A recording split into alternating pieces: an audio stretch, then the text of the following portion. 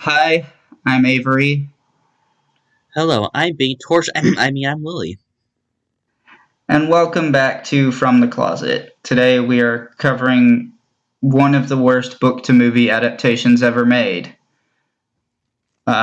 It's The Lightning Thief. To give you an idea of how bad this movie is, I want to read the emails that Rick Riordan sent to the producers of these movies. Keep in mind, Rick Riordan, still to this day, has not watched the movies. He has only read the script. And the script was bad enough. Alright, I understand that a decision has been made to age the main characters in the film to 17. As no one wants to see this film succeed more than I do, I hope you'll let me share a couple of reasons why this is a bad idea from a money-making point of view. First, it kills any possibility of a movie franchise.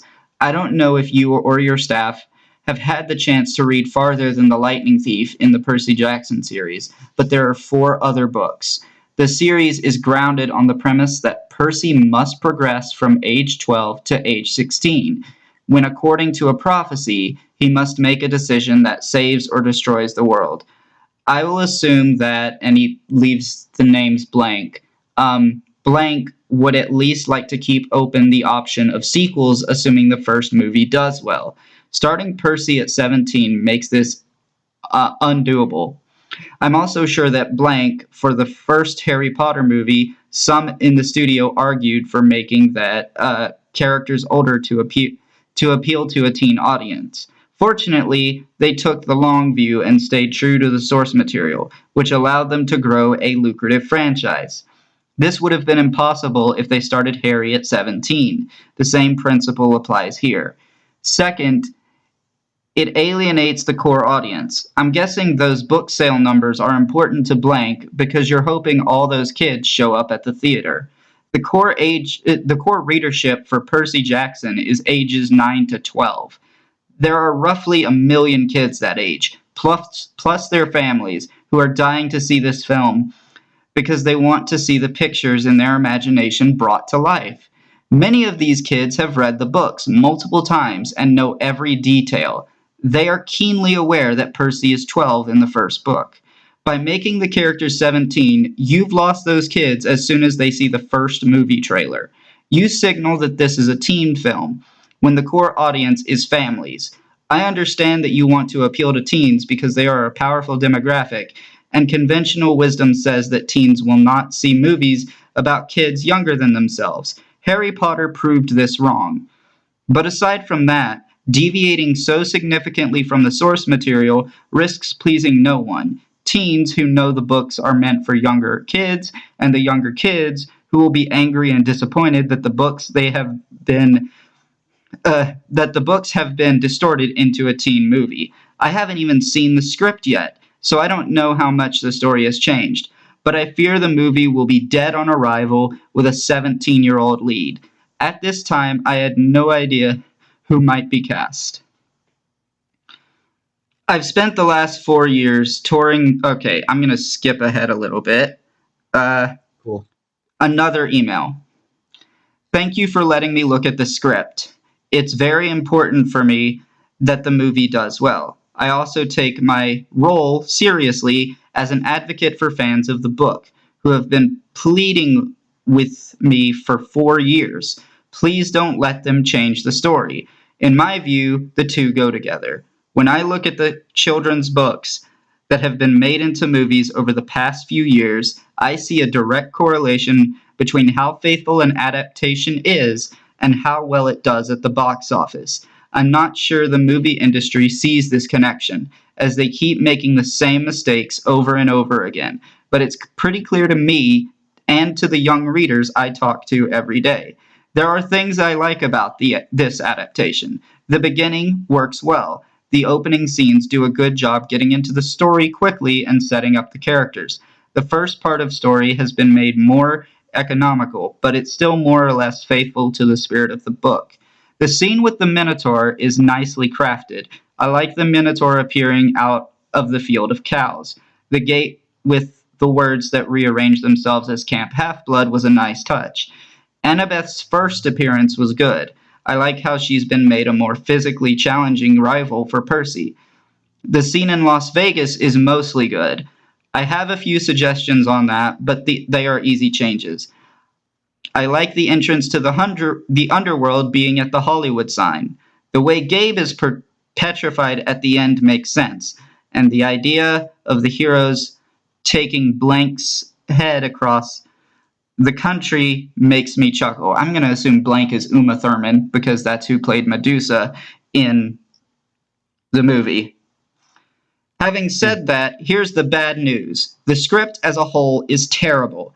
I don't simply mean that it deviates from the book, though certainly it does that to the point of being unrecognizable as the same story.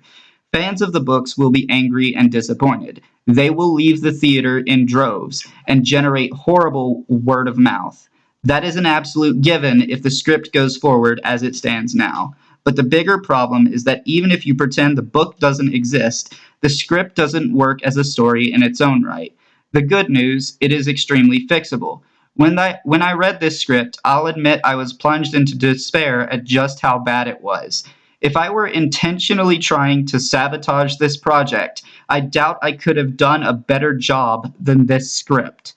But as I began to make notes and look specifically at what was bothering me, I realized that the script could be made palatable to fans and the general movie-going audience without really changing its present scene structure, lengthening the script, or adding new sets that would increase the budget. I am choosing to take heart in your assurance that the script is not finished. That is one thing we can agree on. It needs help. So, if you're still with me, here are my specific thoughts and suggestions. My concerns fall into three basic categories. Okay, yeah, three basic categories: age appropriateness, structure, and the writing. I'll address these in general first, then follow with specific suggestions in page-by-page notes. I'm not going to read the specific suggestions, but let's get through some of the things that I do want to talk about.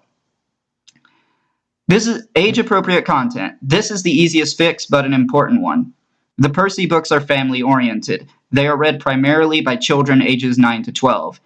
You will have, I hope, a large number of parents bringing their 9 to 12-year-old children to this movie, expecting to see something appropriate for that age range.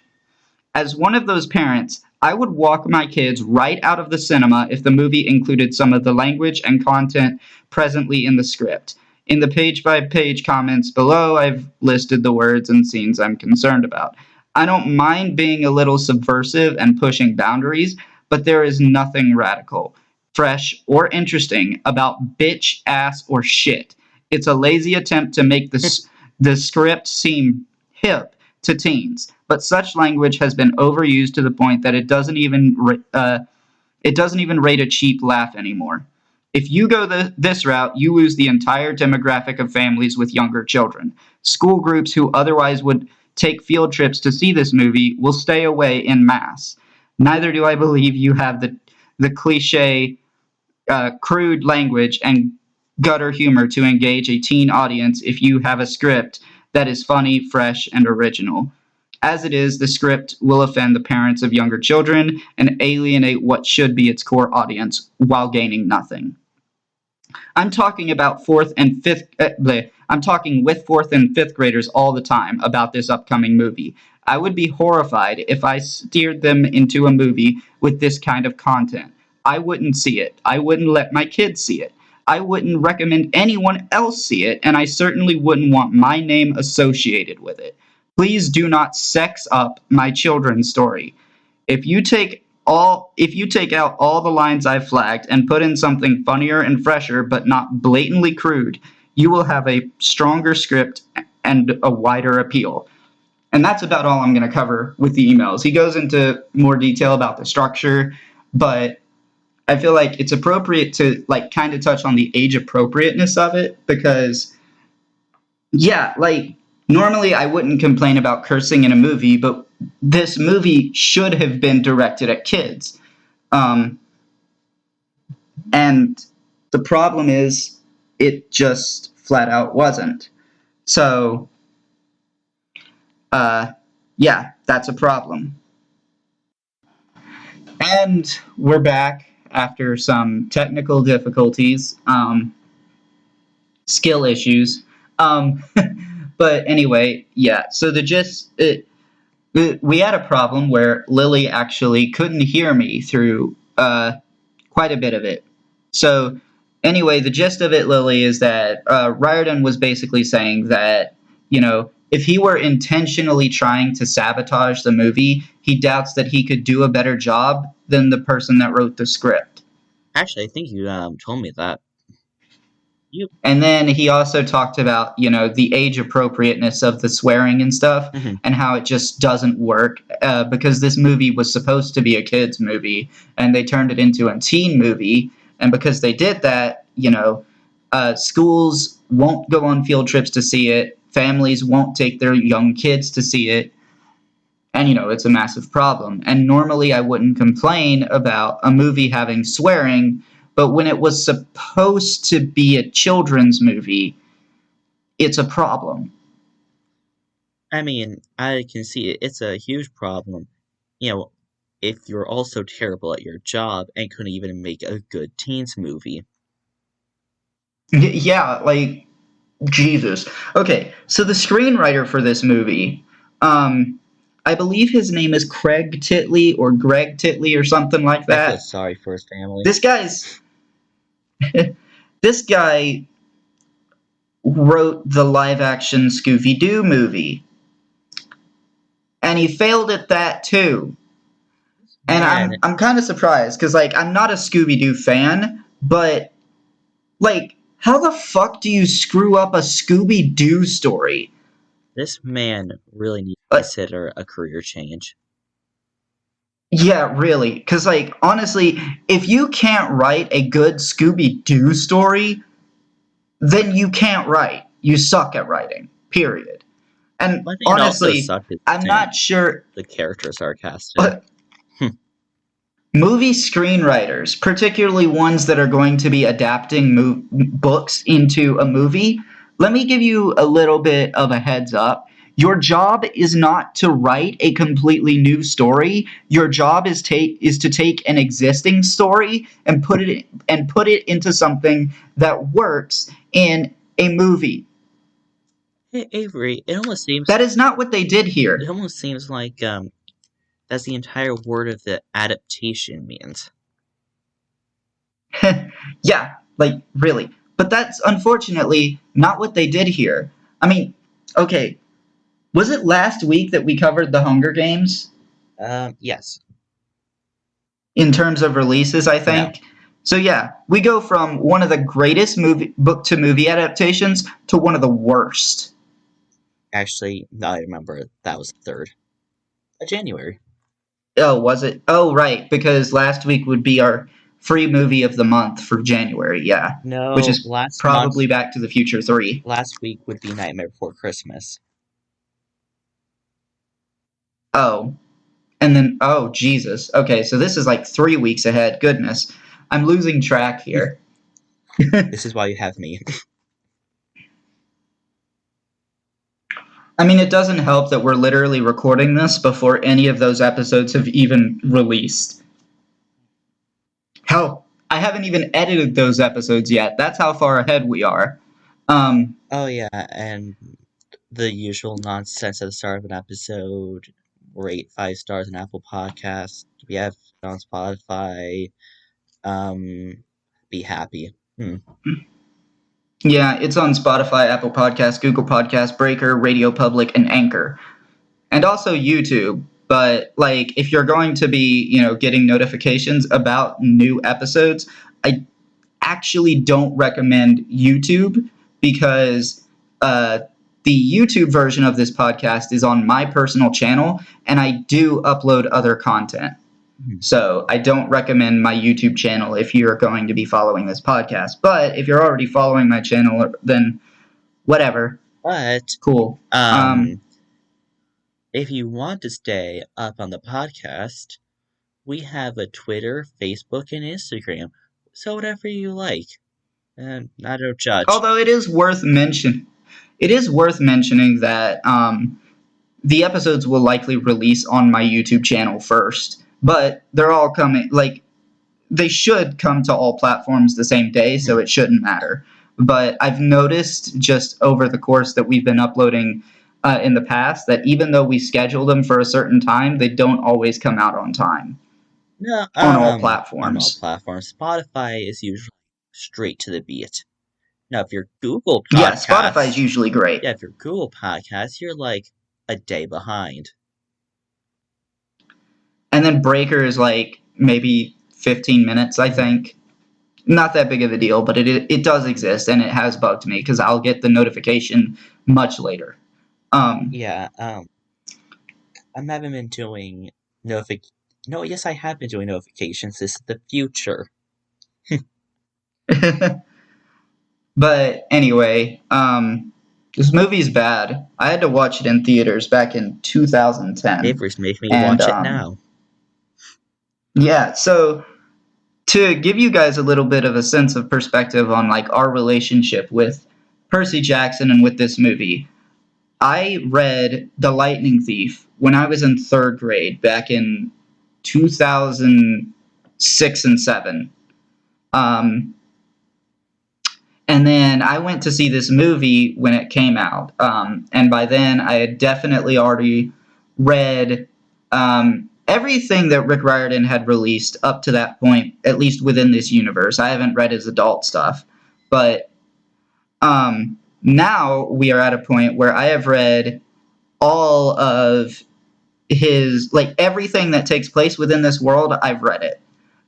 Everything from The Lightning Thief to The Tower of Nero, and as well as the Kane Chronicles and the Magnus Chase series.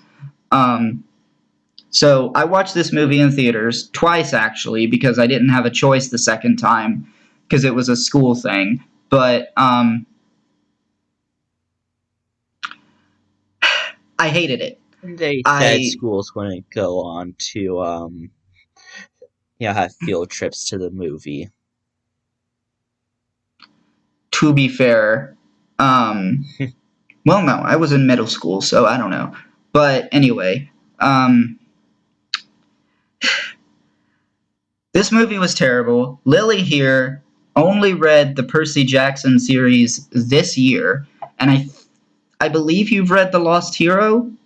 I just started The Lost Hero. Okay. Like, and now you're watching this movie today. You just watched this movie today. Oh, and Avery got the lovely insights on my thoughts of this movie. In all caps, on Discord. Yeah, she was just like typing. What a lovely Christmas present, wouldn't you say? In fact, I kind of go back on Discord to relook at some of the quotes I did that were in all caps.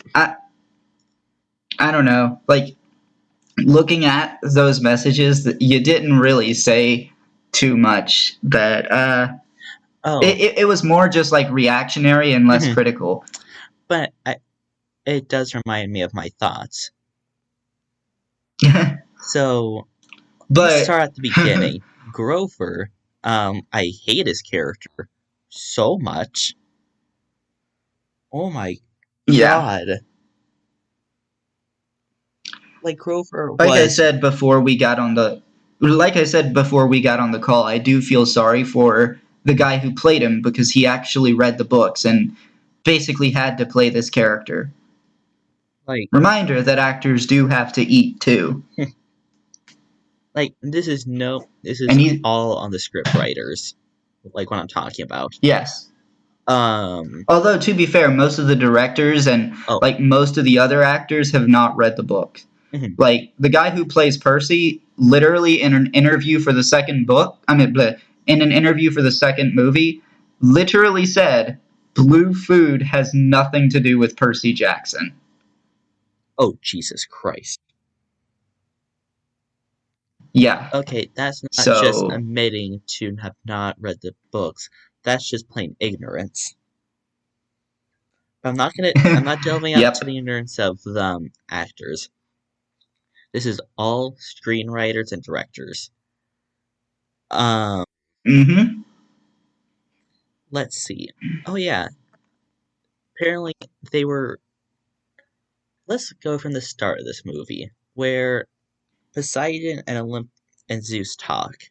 See, Oh, hang on. I actually want to cut to a little bit before that. Poseidon comes up out of the water and seems like he's scaring the shit out of a local fisherman. which Where the wouldn't hell is the happen. mist? Yeah, which wouldn't happen Yeah. Yeah, like that wouldn't work in in the books. that absolutely would not work in the books.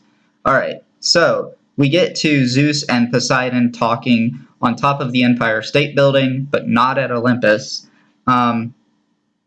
Which, by Where the way, the Olympus being on top of the Empire State Building, they don't explain that in the movie. They explain it in the books, but not in the movie. yeah. Well, Why? so they're not on Mount Olympus. They're Okay. just in a weird area, and Yeah, they're just on top of Mount Olympus talking about Zeus's master bolt being stolen. And you know, Zeus thinks Percy did it, and then Poseidon's like, "Oh, he doesn't know me or even know who he is because of you." All right, I'm gonna go ahead and talk about this, even though it's explained further in the movie. But this is one of the dumbest changes in the entire movie, and practically kills any hopes of a franchise down the road. okay, but I want to talk about apparently there's this law that the gods can't have contact with their mortal offspring. There was no law like that in the books. And the gods in the books literally talk to their kids fairly often. They just don't they just weren't there with them when, you know, they grew up because they're gods. They don't really care that much. Like literally at one point in The Lightning Thief, Poseidon tells Percy that, or actually this might have been in Sea of Monsters. Poseidon tells Percy that he regrets siring him because of the horrible life he must lead now. That's the first book. I know that. Okay. I don't believe Poseidon being in the second book. I can't remember. Yeah, I'm having a hard time remembering some stuff too because it's been at least a decade since I've read these books, but goodness. Okay, so still on the whole, you know, Zeus Poseidon conversation, whoever the heck it is playing Zeus, I don't know his name, looks like he would rather be anywhere but here throughout the entire movie. I mean, that's a pretty accurate portrayal of Zeus. He'd rather be anywhere but there. Wait, sorry, Dionysus. Which, by the way, doesn't exist. Yeah, Dionysus, not real. Who told you Dionysus was a thing? But of course, you know, Dionysus being in this movie would directly contradict, you know, this law that's established, because if he can't have contact with his mortal offspring, he can't run a summer camp that has his mortal offspring there, right? I did not even think about that. But guess what? He's in the second movie.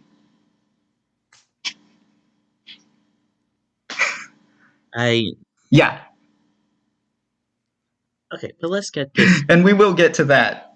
We will get to that, don't worry. So, they are talking about the Stolen Thunderbolt like it just happened 14 days from the summer solstice. Hey, Avery, do you want to tell me why that's wrong? Because the bolt was stolen at the winter solstice, if I remember correctly. Yes, it was still at the winter solstice. And so, Zeus was like, I'm going to kill you, or I'm going to declare war if that bolt is not here by summer solstice. And Poseidon's like, well, I'll do something if you don't give me an apology by the summer solstice. Yeah, it's like, goodness. And, you know, Zeus is irrationally blaming Percy. All right, now, we then kind of cut to Percy just kind of sitting there underwater, holding his breath, which is wrong. Well, I guess at this time Percy doesn't know he can breathe underwater, but he certainly finds it out over the course of the book. But holding his breath for 7 minutes is not something that Percy is established to be able to do in the books. And they're just really making it super obvious that he's the son of Poseidon really early on. And it was not at all obvious in the books. It's actually revealed much later. We see only one person in the entire book before the reveal actually knew about it. In this movie, it seems like, oh hey, son of Poseidon, what's going on? Yeah, it feels like everybody knows. Mr. Brunner knows, and Grover knows. God, it really irked me every single time they said Brunner. His name has 2 N's. It is Brunner. Which I probably only know how to say because of the freaking musical. Yep. The musical is great, by the way. If you guys haven't listened to the songs from the musical, they are on Spotify. I'm pretty sure they're also on YouTube. Hey, Avery, does that count as a from movie? The cast. Doesn't it? No. Okay. Oh well.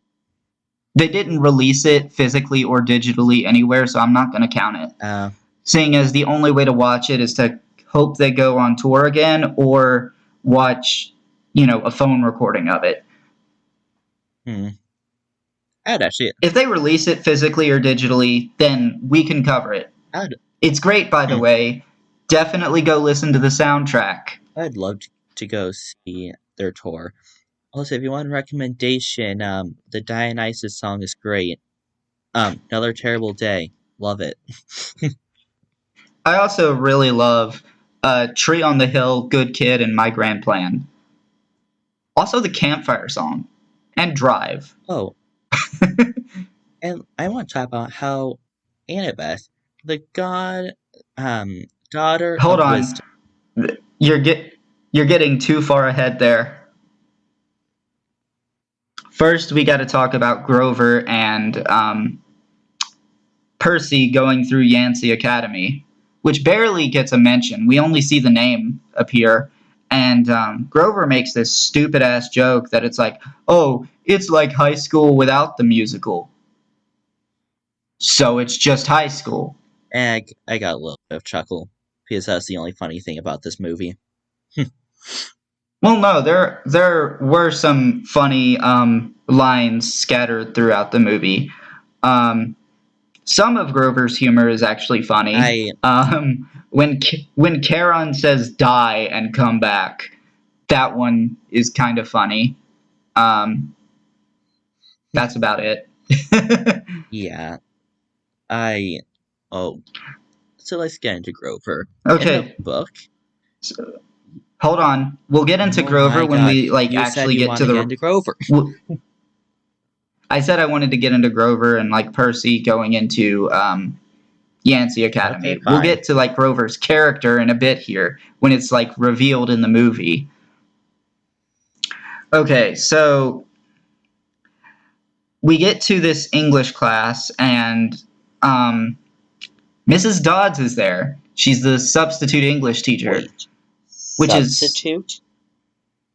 Yeah, substitute English teacher. Not pre-algebra teacher. Full-time substitute English. Algebra teacher. And I mean, to be fair, the musical, did the same thing, but at least the musical got away with it because they didn't bastardize the rest of the movie. I mean, they didn't bastardize the rest of the book. This movie bastardized the rest of the book. So, yeah, they got points. I do like the way they portrayed I do like the way they showed the dyslexia. That was really cool. And then pretty much after that, Percy goes home, which he should not be doing. That was kind of the entire reason why he was going to Yancey, was he was farther away from his mom. Mm-hmm. But yeah, we meet Gabe, who is probably the only book-accurate character in this movie. You'd agree to that, right? Gabe is pretty accurate in the movie to how he is in the book. I mean, it's hard to mess up an asshole. Yeah, kind of hard to mess up someone who's just an asshole. I mean, unless you count, 1 second, you told me. Well, Clarice is not just an asshole, but they didn't just forget about her. Oh no, they just took Clarice and merged her personality with Annabeth. We'll get to that. So yeah, Percy goes home, Gabe's abusive, a prick, and then we cut to the the Metropolitan Museum. And this is where we got a little bit of it before at the apartment, but really at the museum is kind of where I start having a problem with Percy in this movie. In the book, during the Metropolitan Museum scene, he is trying to pay attention to Mr. Brunner. He is trying to, listen attentively because he's a good kid. He's like trying to learn, and, having ADHD and dyslexia, it's just preventing him. And he can't hear Mr. Brunner because Nancy Bobofit, who isn't in this movie as far as I'm concerned. There's a few extras that could be her, but irrelevant. They don't talk. They don't have any speaking lines, so Nancy isn't in this movie.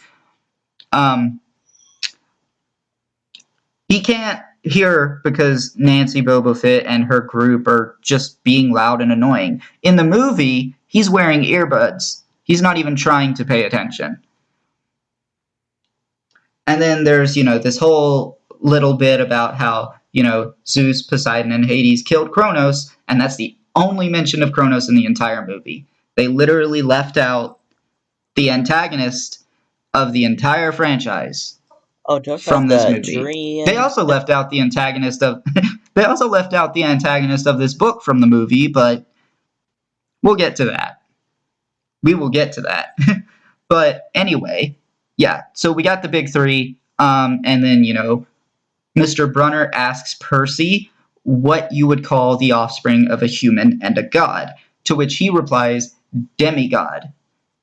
They might have used this a couple of times in the books, but frequently they are called half-bloods. Yeah, I did say that. And why are they called half-bloods? So that it's not exclusionary to other supernatural beings like satyrs and nymphs and cyclopes and etc., etc. Like, it's called Camp Half-Blood, not Camp Demigod. Because it's also a safe place for satyrs and for nymphs. Yada yada. Technically not a safe place for cyclopes, considering they aren't even allowed inside. But that's beside the point. Anyway, so Mrs. Dodge just kind of, gets Percy to come into another room where she turns into a fury and attacks him. Brunner kind of just comes into the room and threatens her, and she flies away. We get, this admittedly a little bit funny scene where, like, he gives Percy the pen, and he's like, it's a powerful weapon. Guard it well. And Percy's like, this is a pen. Okay. Like, that's at least funny. Avery, and at least can I say what actually happens in the book? Go ahead. Cool. So, the part where Dodds takes Percy in the room, that's accurate. They were in lunch, but whatever, I'll let it slide. Because, so, Brunner throws the pen at Percy, and then he's like, uncap it, Percy. Slays. Well, actually, by the time he catches it, it's already turned into a sword. Brunner uncaps it himself. And then slays Dodds. And then by the time... Yeah, and she vaporizes. And by that time, Percy comes to. He has a pen, and no one's there. Yeah. So an interesting thing here is, like, Brunner actually takes the pen back in the book. So when Percy fights the Minotaur in the book, he's doing so with his bare hands, and he ends up killing it with its own horn. That is so much more badass than using a sword. And let's remember why. Because Brunner wanted to make Percy think that none of that happened. How did he do that? Yeah. The mist. Oh, where's the mist? Doesn't exist. Yeah, how did he do that? Like, he doesn't understand what's going on, and Grover and Brunner basically gaslight him into thinking none of this actually happened. And it kind of worked. For almost. He Percy ends up getting expelled at the end of the semester, which is, it explains the summer setting a lot better than how the movie did it. Because the movie sort of makes it seem like it's the middle of the school year. Actually, it makes it seem like it's at least the beginning of, I want to say at least the beginning of the spring semester, or maybe they do trimesters. That would even make more sense. Because it's clear they're just starting talking about Greek mythology if they're only just now learning about the big three, right? None of this makes sense. Mm-hmm. But anyway, after the whole run-in with Avory, Percy's now aware that people think he's stolen a lightning bolt. He still doesn't quite know what's going on, but they go to Percy's apartment, and they get his mother and they take off. And Grover beats the shit out of Gabe with his crutches. Didn't happen in the book. Instead, what happens is, like, after Percy's expulsion, he and his mother go to a beach, and then there's a bad storm, and Grover finds them and is like, "Hey, we got to get Percy to camp." Grover was and on the way to camp, extremely worried, which is not the Grover in this, but yeah, in the book, Grover was extremely worried. It's like, Percy, don't leave my side. He blinks. Wait, where did Percy go? Yeah, like, Grover is really bad in this movie. For one thing, he's not black in the books, which, like, I really, really hate when they change characters, like fundamental aspects of characters, like, their race, their gender, and everything. But that's not even the worst thing they did with Grover. Oh, no. They didn't need to force diversity in the Percy Jackson series. There's plenty of diversity already, especially when you get later on into the Heroes of Olympus and the Trials of Apollo. But even Percy Jackson and the Olympians has enough diversity there that you didn't need to change a character's race for diversity. But no, that's not even the worst part.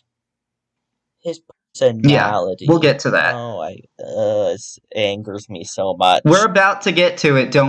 We are about to get to it. Don't worry, because we got to talk about the Minotaur scene first, because this part really irks me.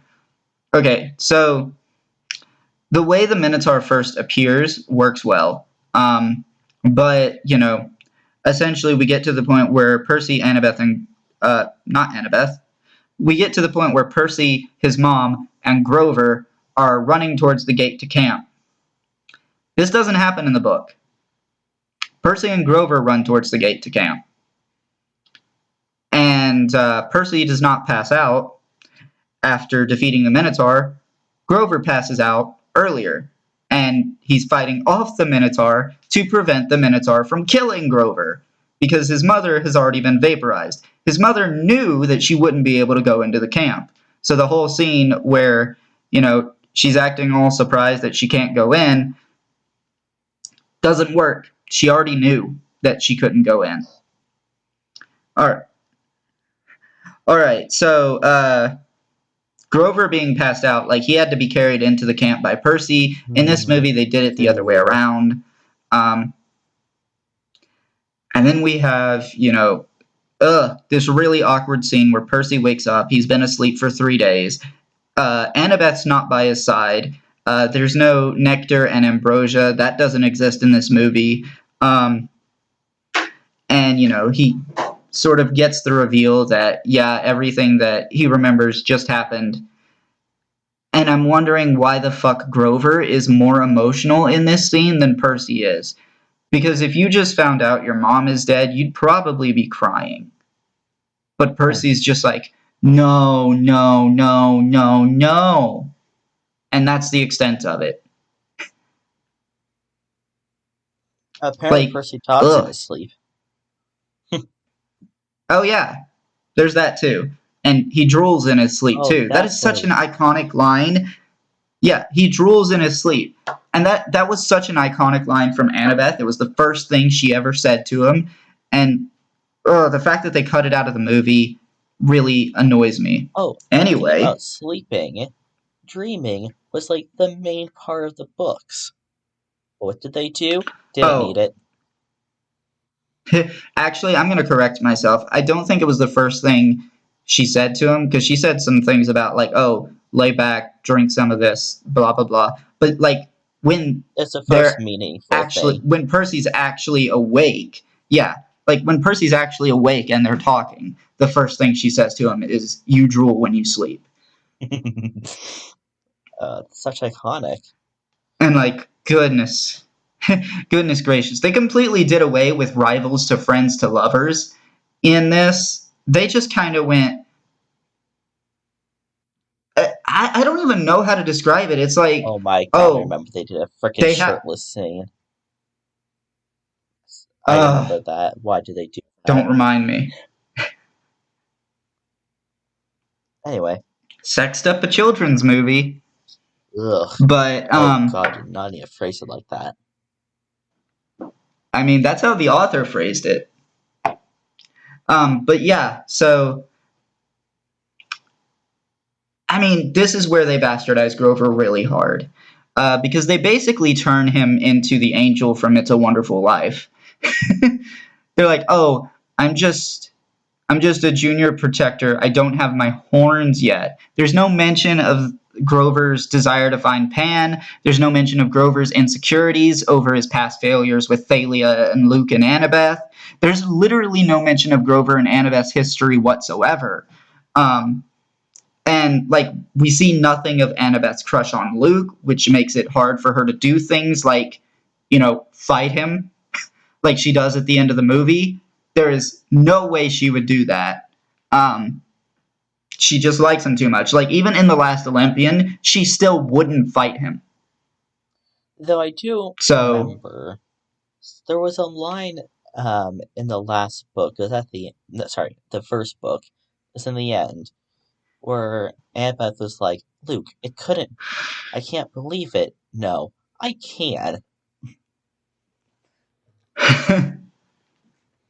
But, yeah. Okay, so... yeah, so in the book, the horns just grow because they're a body part. You don't have to earn them. It doesn't really make sense.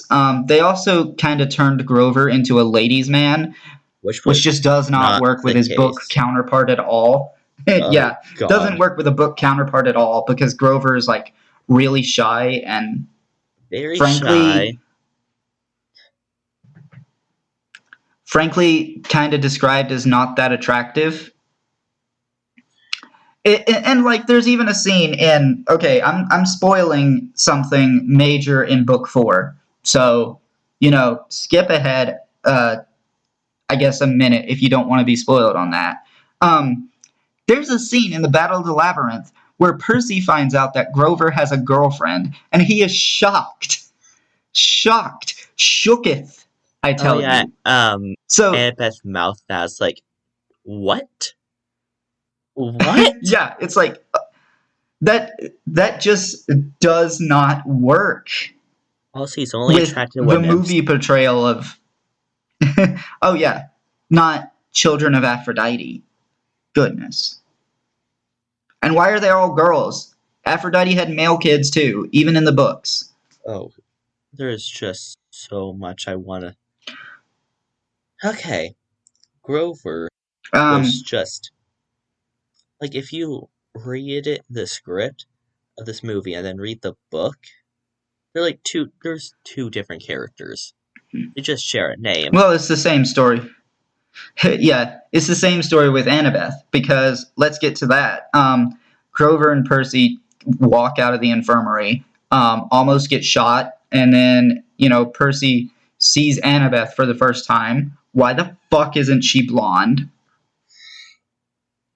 Seriously, why isn't she blonde? And why is she this vicious in combat? That's not Annabeth. Annabeth is skilled, but not vicious in combat. She's vicious in battle strategy. She's wise. Nope. I don't know, maybe that's kind of her trait, her main trait. Wow, I didn't even think about that. Wow, it's almost like they don't understand what battle strategy is in this movie. Oh, and by the way, by this point in the movie, or a little bit after, you had probably met Luke already. Oh yeah, Luke. Because guess what? Percy spends quite a bit of time in the Hermes cabin, not the Poseidon cabin. Because at this point, still, nobody knows who his father is. But anyway, on Annabeth being blonde, it really does irk me, because they fixed this mistake in the second movie, but by then it's obviously too little too late. A major aspect of Annabeth's character is that she defeats the dumb blonde stereotype. But in this movie, we don't see any sign of her intelligence whatsoever. We never see her geek out about architecture, which she does in the books. And trust me, I'm going to get to that, because there's a particular scene that should have been in this movie, and they replaced it with some garbage. But anyway. All right. So we get to capture the flag. They cut Clarice out of this movie. And basically shoved her personality into Annabeth, which leads to problems, because Clarice was supposed to be the team captain of the red team, and Annabeth, Percy, and Luke were all meant to be on the same team, and Annabeth was meant to use Percy as bait for Clarice so that Luke could go get the flag. Percy never touched the flag. Not once. In fact, the only time you actually see Percy and capture the flag, and he's about to go for the flag, not even the main books, is in the stupid, actually not gonna say stupid, because I actually did enjoy myself, Demigod Files. Yeah. Like the Demigod Files was great. But that's this little book that I bet none of them on the team actually knows it exists. And then, on top of that too, we have Annabeth. We have another problem with Annabeth. Why is she fighting with a sword in this movie? Don't get me wrong, she can use a sword, and she's... Yeah, she can use a sword, and she's done it a few times in the books, but her weapon of choice is a fucking knife. Not even a dagger, a knife. Oh. Yeah. I thought it was a golden... so it's like... a bronze dagger. I need to reread the books, apparently. I seem to remember it being a knife. I do remember Piper having a dagger, but that's later.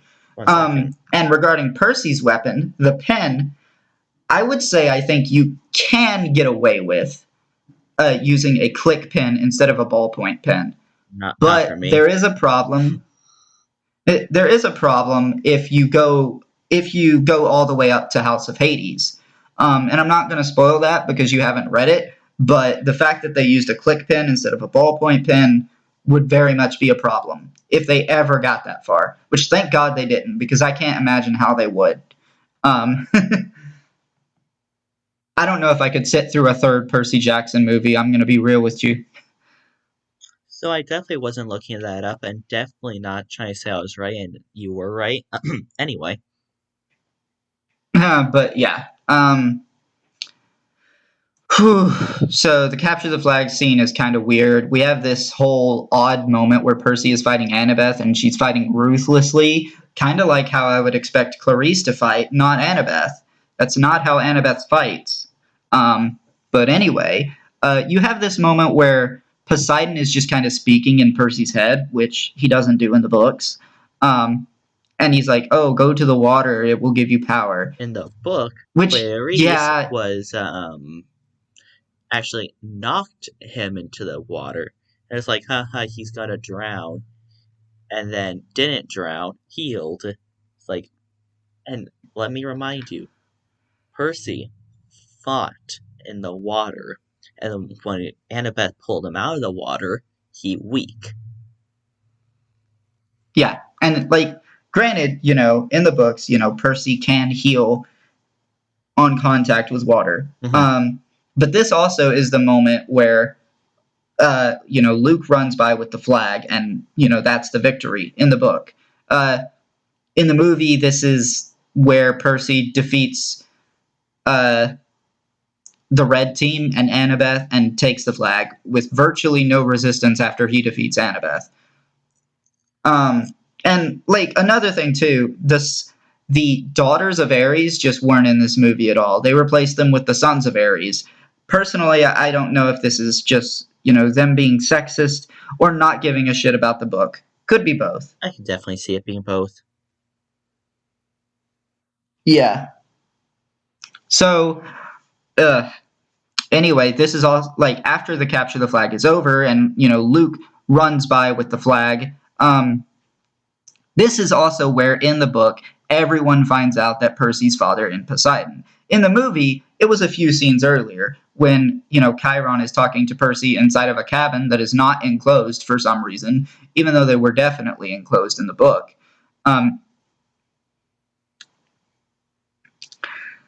And, we have that whole scene of, like, Chiron explaining everything that's going on to Percy, and Percy just, like, practically acting like he doesn't care, which is not how he was in the books, further making him unlikable in the movie. Oh yeah, Percy was just like, this does not add up. This is not compute. And then, okay, so after Capture the Flag, we go to the mess hall, and, everyone's talking and eating and stuff, and we get one of the worst lines in the movie, I think. The line that makes me just laugh so hard because of how fucking dumb it is. Like, Percy and Annabeth are talking about how, their parents hate each other, and you get to the end of this conversation, and Annabeth is like, I definitely have strong feelings for you. I just haven't decided if they're positive or negative yet. And I'm just like, what the fuck? Annabeth does not talk about her feelings for Percy at all in this book. She doesn't. Her feelings for Percy, like romantic feelings for Percy, aren't even hinted at until book 4. I mean, I clearly saw it. Wait, what? Nah. I mean, Percy's feelings for Annabeth are certainly mentioned in book 3. Certainly. But not the other way around. But yeah, anyway, let's get on. Satan shows up and he's like, oh, bring me the bolt and I'll give you back your mother. And I'm calling him Satan because that's what he is. He's not Hades. In the book, everyone is convinced that, since Percy doesn't have the bolt, Hades has it. Which? Like, they're convinced that because Hades is targeting Percy with monsters. Mm-hmm. And nobody quite knows why yet. And it's because of something that isn't in this movie. Hades' Helm of Darkness was stolen too. I'm just going to go ahead and say that because, there's not going to be another point where we could talk about it. Anyway, so Chiron tries to talk Percy out of, leaving. He's not successful. And Percy leaves. Annabeth and Grover go with him. Yes, the entire... And this really frustrates me. See, yeah, the entire point. I remember this fondly. Percy goes, into, like, the mess hall or whatever. Dionysus is like, okay, buddy, a lot of gods are pissed at you. this other person, he has a quest for you. I don't think you should do it. I think you should be turned into a fish. Yeah, it's like Chiron actually gives Percy the quest. But nope, this movie just couldn't live without teenage rebellion. But reminder, Percy's supposed to be 12, Annabeth 2, and Grover's supposed to be 28, I think. But, I mean, that's very young in Saber years, yeah. And then Luke looks like he's accurate to his age. He looks about 19, which is how old he was in the first book. Fun fact, Luke was 23 in the last book. Not 23. Yeah, 23. Okay, but let's go back on this. Is there no motivation of going to the Underworld? Like, everyone's convinced Hades has the Thunderbolt. And when you just blatantly, have Satan, just be like, I want the Thunderbolt, give it to me. Yeah, it's like, you took away who we thought was going to be the main antagonist throughout, like, the first half of the book. And then you also stole the we don't know who the main... And then you actually stole the main antagonist. Yeah. Well, sort of. But anyway, and now we have no idea who the antagonist is until... I mean, well, really, they just turned Hades into the protagonist, into the antagonist, in a different way than he was in the book. Because, okay, the book isn't... Riordan wasn't dumb enough to get Hades confused with Satan, which is clearly what the book authors did here. And frankly, I'm tired of seeing it. Like, they did this in Disney's Hercules. They did this in the Kid Icarus series. A few other franchises that reference Greek mythology. It really irks me, and I'm tired of it. Hades was not freaking evil. Anyway, moving on, because I'm going to talk about some more stuff. We get to Luke, and Luke basically gives them what I would call the Marauders Map from Harry Potter. So... keep track, guys. They've already ripped off It's a Wonderful Life, so now they're ripping off the Marauder. Now they're ripping off Harry Potter. This map didn't exist in the book. The pearls that weren't Persephone's were just a gift from Poseidon. They required no work to get. They were straight up a gift when they had already arrived in Los Angeles. And on top of that, they didn't need a map at all. And furthermore, the pearls didn't transport them to Olympus.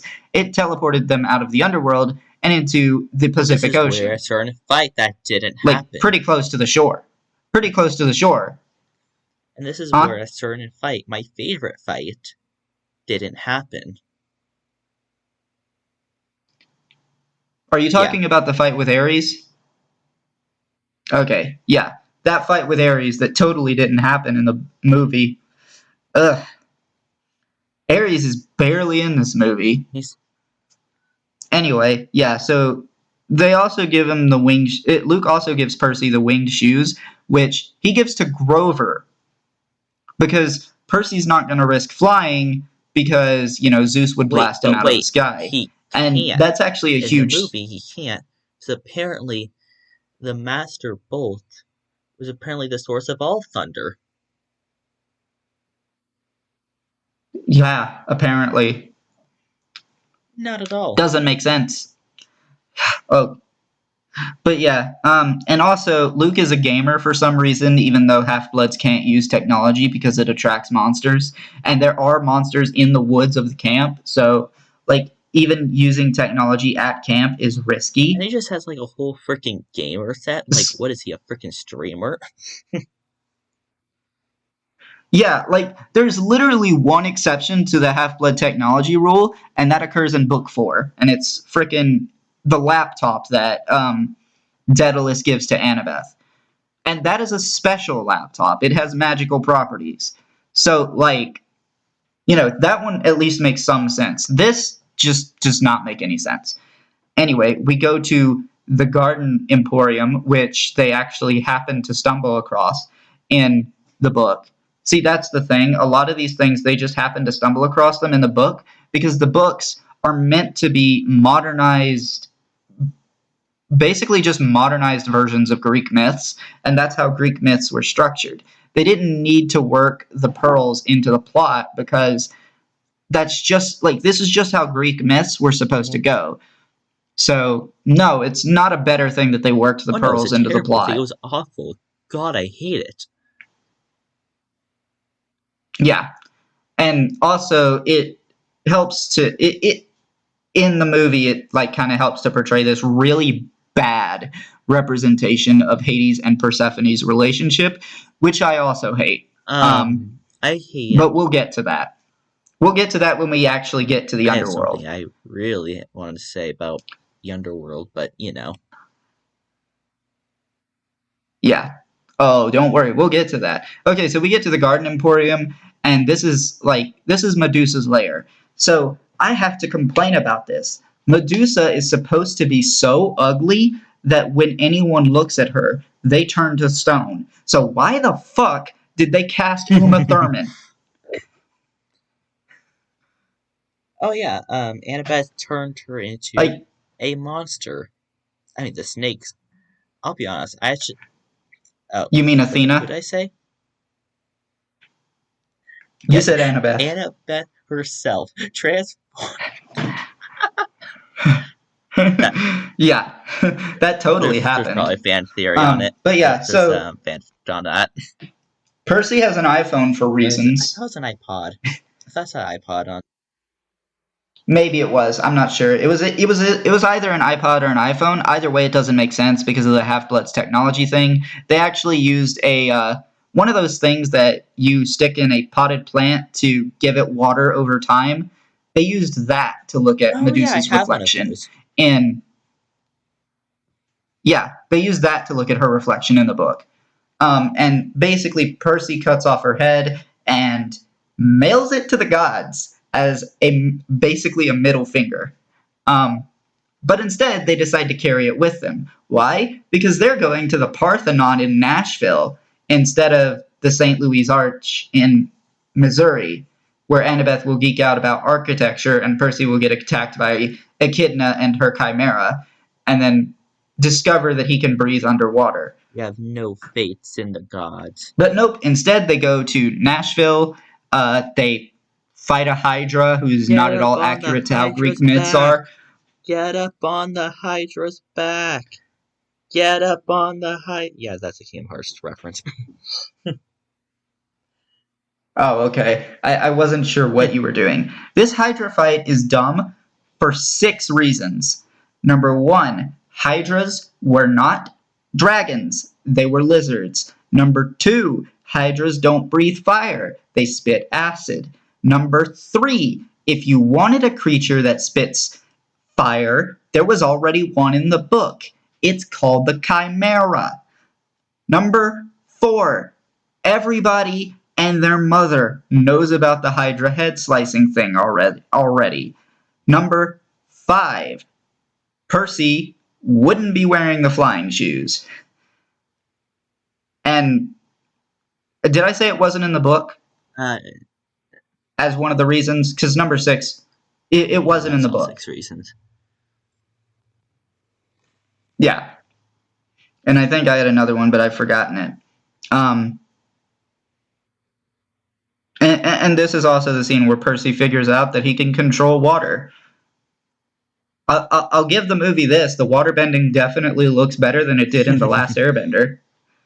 But sadly, you're a bit... I mean, at least the waterbending effects were decent. Sadly, you're a bit, few scenes too early. And to that degree, you're a few books too early. Yeah, because there was... there's just a lot of Well, Percy does figure out how to control water, at least somewhat, by the end of the first book. Because he uses... Yeah, like, he creates a big wave to just, like, slam into areas. Yeah, that was a few scenes too late. But the Hydra was in book 2. And the entirety of, how much water he manipulated, that's a few books too late. Sorry, early. Yeah, and I'm really annoyed with this fight scene because like there's also this little bit where Grover is just throwing candy at the Hydra, and I'm like, what am I looking at? Grover would probably be hiding by now. But of course, I have to And say, there's also the whole aspect of probably because it didn't happen in the book. There's also that whole aspect of the fact that they were hiding in the men's bathroom. I guess the janitors didn't clean the toilets before they closed up. Because that's the only way that makes sense. And if it just and yeah, so that whole scene was dumb. We have that whole video chatting session between Annabeth and Luke, trying to figure out how to use the shoes. Oh, I figured out the other reason why the Hydra fight was dumb. Because they just blatantly ripped off Clash of the Titans. So, like, literally having Medusa turn a giant monster to stone using only her head, that is just straight ripped out of Clash of the Titans. 3. Yeah. Blatantly ripped off of that. So, yeah, we're up to 3 now. They've ripped off Harry Potter, they've ripped off It's a Wonderful Life, and they have ripped off Clash of the Titans. Good job, movie. You're just making it obvious you don't care. It's funny.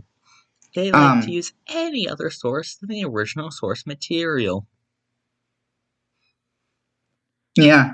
But also, I am a few scenes. I skipped a major scene that I'm going to have that I do want to talk about a little bit. I skipped over the hotel scene where, there's that shirtless Percy. No one. Granted, he is swimming, so it kind of makes sense for him to be shirtless. But what doesn't make sense... Yeah. What doesn't make sense is the fact that he held Annabeth's hand and his water powers healed her. Correct me if I'm wrong, but I don't think he can do that. There's no correcting needed. He has never done that in a book. Also, and while we were actually talking about this, I remembered another inconsistency. Correct me if I'm wrong, but that's a pool, right? Filled with chlorine. Yes. So his powers using seawater or natural water probably wouldn't work. Well, I don't think we have any frame of reference for that, because I don't think it was ever said that he couldn't bend chlorine water. But, speaking of bending, let's just talk about how the screenwriters didn't quite seem to understand that Percy isn't a waterbender. He's not Katara. He can't just heal people by touching them while he's in water. Now, hold on a second. Maybe, God. Maybe they could have actually made a better Avatar Last Airbender. Clearly, they got the water animation down. Oh, yeah, clearly. But yeah, we find out that, Gabe has basically turned Percy into a fugitive, which is sort of accurate. Like it happened in the book. Granted, it happened after the Chimera scene, not before it. And the Hydra scene is clearly meant to replace the Chimera scene, and they did this whole fugitive thing before the Hydra scene. That's something I can whatever. Excuse. Next they teleported to Denver somehow. No explanation of how they got there, but they're in a cafe. This is the cafe scene where they met Ares. Or would have. In the book. In the movie, they were just like... in the movie, they're just like, oh, yeah, we're in this cafe now. Oh, now we're leaving. But yeah, in the cafe scene in the book, Ares gives Percy a backpack that has some supplies and stuff in it. I don't remember exactly everything it has in it. The important thing we'll talk about later.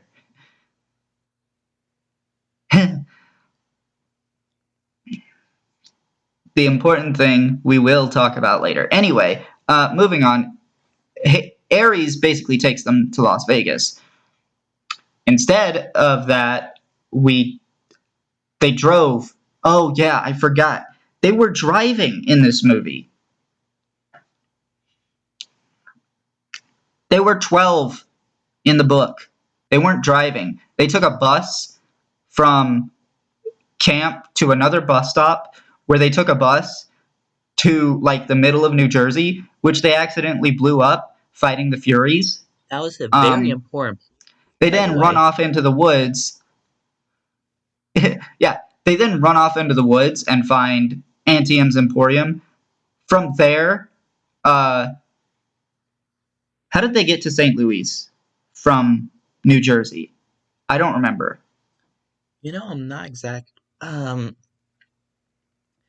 my memory's a little bit foggy, but I want to say right after the Anne's Emporium, Annabeth, Iris messaged the camp. Yeah, I don't remember how they got from New Jersey to Missouri, and I don't remember how they got from Missouri to Denver. It just happened. But from Denver to Las Vegas, they hitched a ride in the back of a van transporting animals that were being abused, which I can forgive the movie for not showing. What I can't forgive, I can actually forgive is, that. Not even making an attempt to, try to show something like that. And instead, no Ares, because contact with gods can't contact. Yeah. In fact, no, this rule impedes so much with the actual plot of the book. Like, it makes no sense from a writing point. Yeah,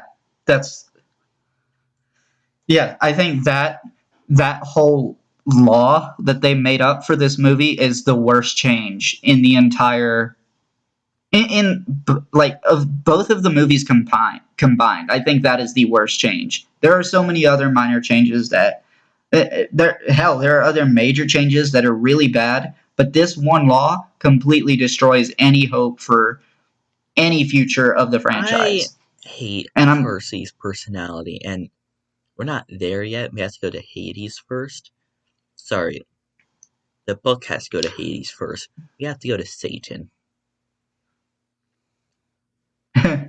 Yeah, but first, let's get on to the Lotus Casino, which, Annabeth does go in, and, in the book, and it's Annabeth hasn't made the connection yet for whatever reason, but there's no lotus flower in the book. They're just kind of stuck in the hotel because of how crazy, it is a hotel and casino in both book and movie, so okay, but at least they got that right. And I could just be botching this from my memory. I feel like it wasn't necessarily, branded as the Lotus Hotel / casino at the front. They just went, oh, it's a hotel and casino. And I feel like if Annabeth would have seen that sign, she'd been like, oh, Lotus Hotel, that's bad. Let's get out of here. I don't think so, personally. But anyway, we get we get some problems in this Lotus Casino scene. So yeah, the flowers, they weren't real. They were just stuck there because of how crazy awesome it was, and they just didn't want to leave because it was crazy awesome. And oh my god, okay, so Percy eventually wakes up first. He's the first one to realize, oh, we've been trapped here. And then he goes to Annabeth, and the way he gets Annabeth, he doesn't actually get Annabeth to snap out of it in the movie, or Grover. They just kind of snap out of it on their own, I guess. I can't really figure out how that works. Just but desperately in the book, them out. In the book, yeah, and in the book, they're able to leave with no resistance whatsoever. But in the movie, they have to fight off people for some reason. Yeah. And they hop into a giveaway car, which for some reason has the keys inside. That is such a major plot contrivance that it annoys the hell out of me. I specifically remember this scene because of how funny it was. Annabeth, no, Yeah, it goes but hold directly on. after, they left the Lotus Hotel. Oh, come on. No, hold on. Yeah, the thing is, like, I Of course forgot you did. something in the Lotus Hotel. So yeah, so in the book, Annabeth is like really addicted to this architecture game because she's an architecture geek. She wants to be an architect when she grows up. The only way that Percy is able to get her to wake up is to basically force her to imagine hundreds of spiders. Oh yeah, did I mention Annabeth is supposed to be arachnophobic? Like extremely arachnophobic because of the rivalry between Athena and I want to say her name was Arachne. Also, that entire scene was only Anyway, caused by, the villain, Ares. Like, you just remove so much from the movie by taking out the actual villain. oh yeah, the reveal of Annabeth. I mean, there is that whole scene where it's like, oh, tunnel of Mhm. love that didn't happen in the movie, sadly. But yeah, spiders everywhere. Yep. That's how we find out Annabeth is arachnophobic in the book. But anyway, right after they leave the hotel in the book, they take a taxi and they use their casino card and it says there's infinite money I on it. love that. And they're like, keep the No, change. no, no. Annabeth Like said, that was genuinely funny. if you guys there quick, you can keep the change. I love that. Yeah, and it was genuinely funny, but unfortunately in the movie they just drive this giveaway car that for some reason had the keys already inside of it. What? Okay, so we get to the underworld. Karen is kind of funny, not that funny, but kind of funny. And we go through this sign that literally says hell. The underworld isn't hell. That's not a semantic thing. Like it is literally divided up into multiple sections, and one of them is pretty much like heaven, honestly. So no, this portrayal of the underworld just doesn't work. And also in the book, it was a record company. Also in the book, there was another run-in with a deadly waterbed shop If you haven't read the book, you'd be like, that they I'm sorry, excuse me? It was pretty funny. it was funny, kind of terrifying, a lot more horrific in the original Greek myths. But yeah, God, Greek myths. Let's get on to the fact that they completely disrespected Greek myths with the underworld, and not only that, having Persephone be in the underworld in the middle of summer. Also, making Persephone and Hades' relationship an abusive one. I know this sounds like a hot take, but it's not. Persephone and Hades have one of the healthiest relationships in the entire Greek pantheon. At Mhm. least in the actual Greek myths and even in the books, but not in this movie. In this movie, they just portray him as abusive, which he wasn't. Like, even calling, the whole thing where, like, how their marriage initially started, even calling that kidnapping is a bit of a stretch. Because their marriage was actually arranged. Anyway, moving on. We meet Hades.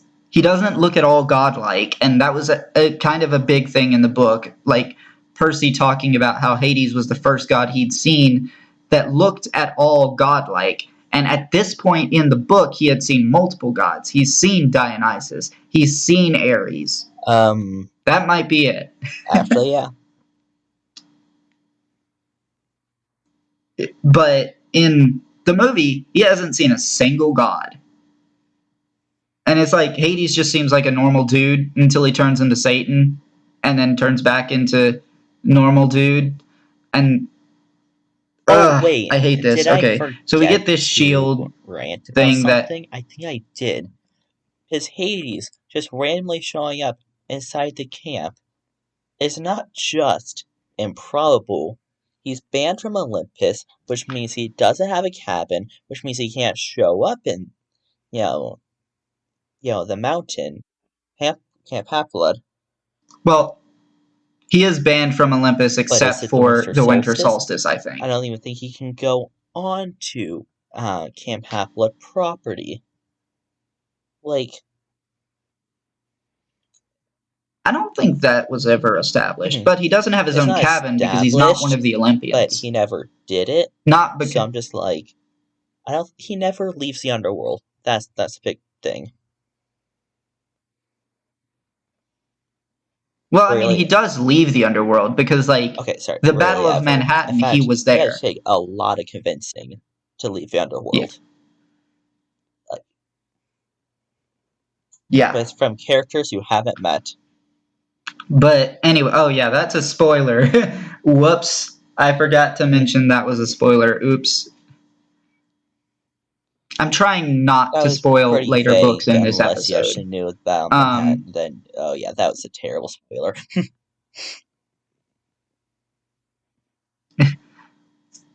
I mean, it's not too big of a deal. But anyway, some garbage ensues. Hades destroys this thing he's using to keep Percy's mother trapped. So, like, Percy throws down his shield, which Luke gave him, by the way, and, goes to hug his mother, and we start to see the lightning bolt just kind of take form underneath the shield. In the book, the lightning bolt actually appears inside Percy's backpack that he was gifted by Ares. And there was a reason for that. His Ares even said that, he worked around the magic, so the sheath would only work when he was in the underworld. Yeah. And also, remember those flying shoes? Well, those shoes were supposed to drag Percy into Tartarus, but instead of Percy, they were actually going to end up dragging Grover into Tartarus before he takes off the shoes. Which I think in the book, Luke says, Grover always messes things up. Yeah, it's like, goodness gracious, they don't talk about... Oh! You know what pisses me off? There is a deleted scene where Grover's past with Annabeth and Luke is talked about. Avory? I wish I was kidding. There is an actual deleted scene. You know how much rage I just felt in that one moment, in that one sentence? No. Quite a bit, I'm assuming. Had the balls to make the scene, then delete it.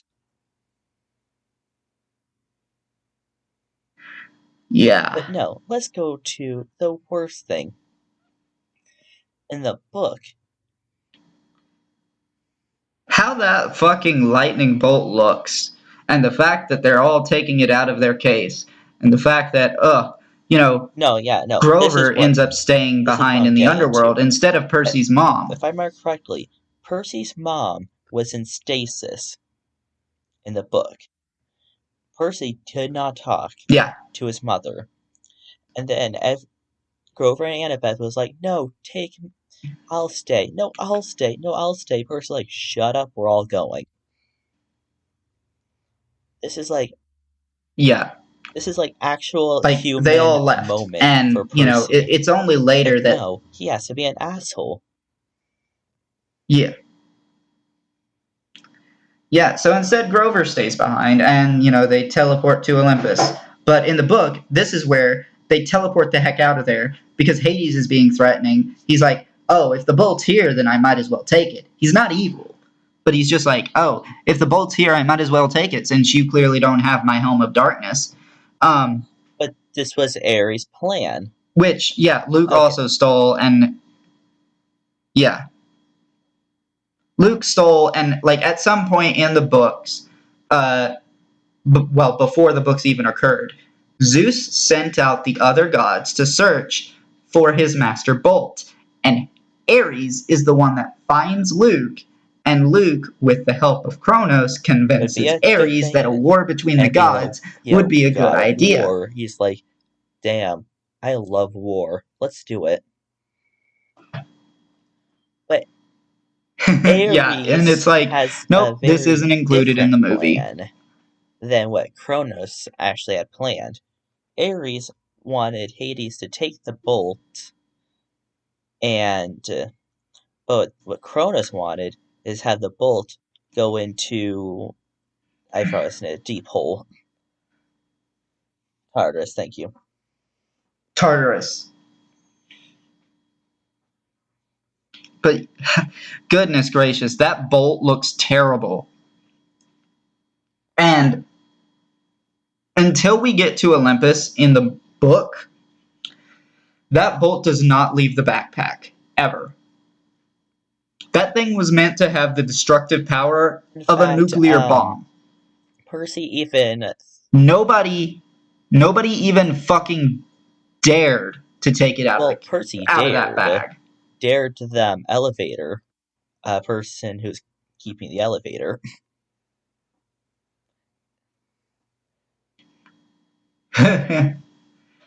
Yeah, but the whole point was nobody took it out of the fucking bag. But instead, we teleport to the Empire State Building, and Percy and Annabeth fight Luke, and Grover's just kind of there.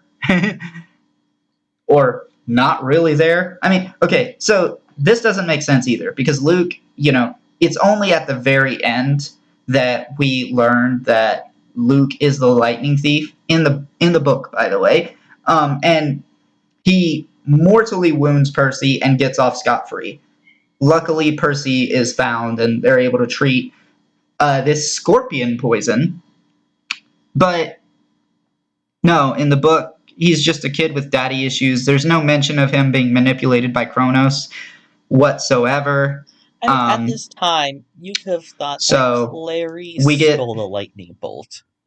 Because, Ares had lightning bolt. Clarice is one of the daughters. Clarice always had it out for Percy. Kind of made sense.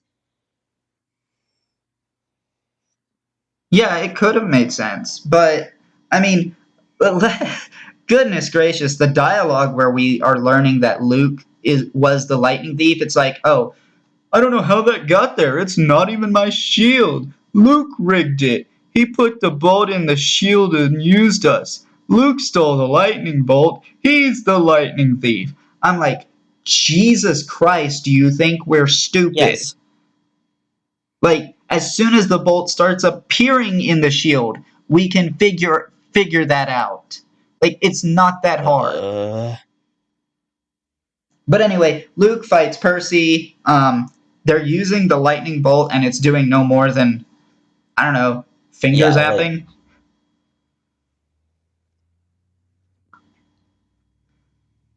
No nuclear bomb power or anything. Certainly. This all lightning comes from. This is not Zeus's master bolt. This is not...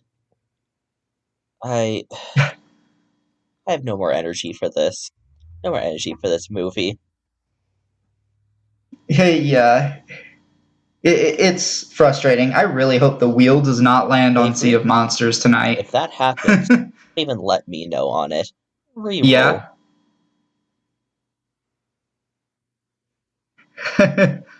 No, I'm not going to reroll. But anyway.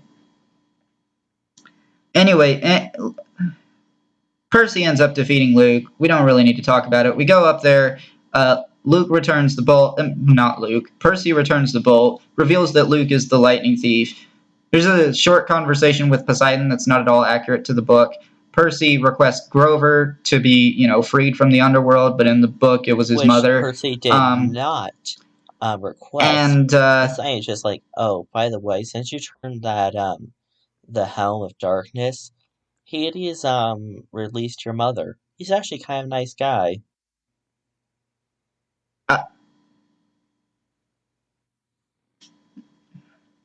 Oh yeah, I guess that might have been accurate. Okay, so we get to the end, and it's like Percy and Annabeth kind of just sparring, I guess, and there's that weird scene where they almost kiss, which wouldn't have happened in this book. Are we done? But we have the mid-credit scene, which is actually pretty close to accurate, except it's not Percy writing a note on a fridge and Gabe opening it and getting turned to stone. No, Percy's mom kind of just murders him in cold blood and then sells his statue. And I guess we're done now. No other I'm very disappointed there was no Oracle. But we didn't talk about it. I am very disappointed there was no Oracle in this movie. I don't remember there being... Wait, why would there be? Because in the next movie, you didn't see it. We didn't see the Oracle in the second book. It was said, like, you gotta go to the Oracle, Clarice. Wait, Clarice isn't here. Wait. Yeah, I'm trying not to talk about it. Let's not talk about the second book, because that gets into spoiler territory. And I want to avoid that. Right now. But I'm disappointed there was no Oracle.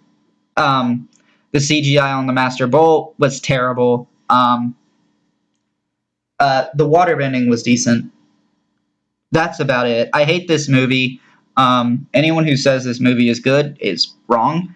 You can enjoy this movie if you don't care about the books. Like, if you didn't read the books and if you don't really know anything about Greek mythology, I guess you can enjoy this movie. But even then, it's not great. And there are plot holes. At all, read the books. It's infinity, like, so much better. Like, just, if you don't like reading books, just bite the bullet. Yeah. And it. Unless you... Or at least listen to the audiobook or something. Unless you love bad movies, then whatever. But I mean, like, this movie, like, on its own, it wouldn't have been so bad. It's the fact that there's a second movie that makes this movie even worse, because it creates plot holes that the second movie has to answer for that the books didn't originally have in the first place. Oh, hey, this is our longest podcast. Yeah. But is it? Is this longer than Camp Camp? I mean, I have to check. I believe our Camp Camp one is 128. And this has gone to 130. Okay. Well, it might be shorter because, like, remember, we have to fix whatever audio issues were happening earlier. We'll see. But yeah, we have to rate it. Reminder, the lowest score we can give is a 1.0. I can't refuse to rate that. Okay. Jeez. Actually, how about you go first? I'd love to hear this. I am going to give this movie a 1.3. I think this movie is really bad, but not completely unwatchable if you are someone who hasn't read the books, and if you're someone who doesn't have an appreciation for Greek mythology, this movie's not unwatchable. So for that reason, it gets a 1.3. I don't even think it's the worst book-to-movie adaptation out there. There was one last year. Wait, by the time this comes out, it will have actually been not last year. Okay, there was one in 2020 that was really, really bad. And to the point where it was actually worse than this one. And arguably, Sea of Monsters might be worse than this one. So 1.3 is my score. Jesus. Okay. Honestly, I honestly think I want to do the same, because I don't truly want to do a 1, but it's definitely not even too worthy. So 1.3. All right. I almost forgot that we have to spin the wheel. Well, I would have reminded I'm going to be real with you. Yeah, so spinning now, and oh, wow. All right, it landed on The Incredible Hulk, which is also a bad movie, but we'll get to that. Any movie well, there's probably some movies worse than this, but I don't know there's a movie that could replicate the pain I felt. Yeah, it's nowhere near as bad. But maybe we will eventually get to Artemis Fowl, which I think is the worst Finally, we book-to-movie name drop it. adaptation ever made. Yeah. And then, of course, The Last Which we will Airbender is a not pretty cover. terrible adaptation, but it's not book-to-movie, and we're never covering it. Yeah, we are never covering that. Because I will not watch it again. Matter of fact, I'll just go ahead and tell you. My rating for The Last Airbender, 1.0. Alright, we're done there. Okay, so, do you have anything else to say about this movie? Alright. I've been Avory, and that's been Lily, and we will see you next time.